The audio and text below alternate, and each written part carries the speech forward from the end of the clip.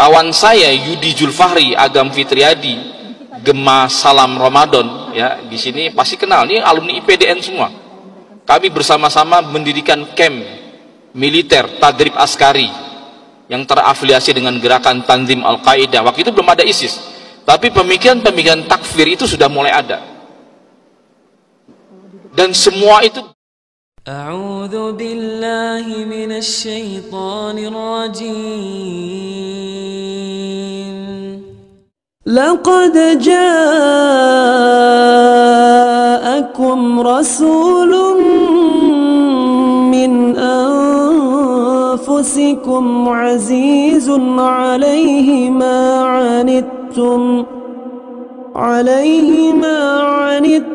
harisun 'alaikum bil mu'minina raufur rahim. Ada istilah man kana saykhuhu kitabahu fa'aftahu kathurun min thawabih. Barang siapa yang syekhnya atau ustadznya atau kiainya adalah kitabnya, bukunya, maka kesalahannya lebih banyak mendominasi daripada kebenarannya. Maka hati-hati nih belajar sendiri, ya. Perlu kita guru. Maka perlu kita punya guru yang baik, karena ini akan menentukan dunia akhirat kita. Salah cari guru, nanti nasibnya kayak seperti saya. Saya 13 tahun di kepolisian, ya. Itu bisa terseret, Pak. Kawan saya Yudi Julfahri Agam Fitriadi, Gema Salam Ramadan, ya di sini pasti kenal, ini alumni IPDN semua. Kami bersama-sama mendirikan camp militer Tadrib Askari yang terafiliasi dengan gerakan Tanzim Al-Qaeda. Waktu itu belum ada ISIS, tapi pemikiran-pemikiran takfir itu sudah mulai ada. Dan semua itu bermula dari pemahaman-pemahaman yang saya katakan tadi. Kita ingin kembali kepada Quran as-Sunnah.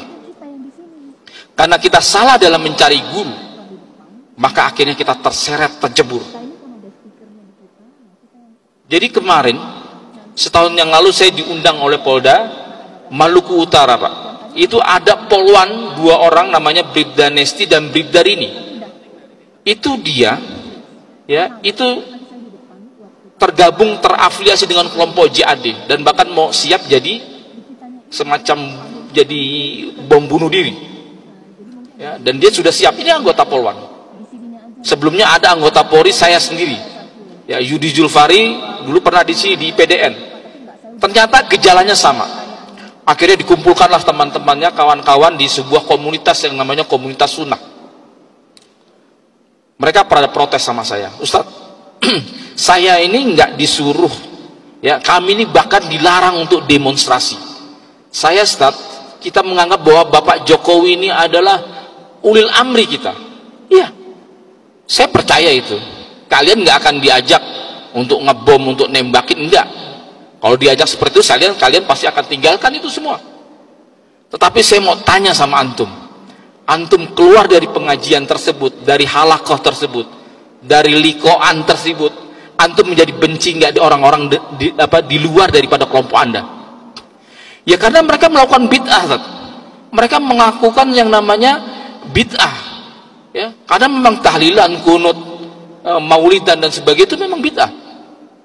Nah itu saya bilang, di situ poinnya.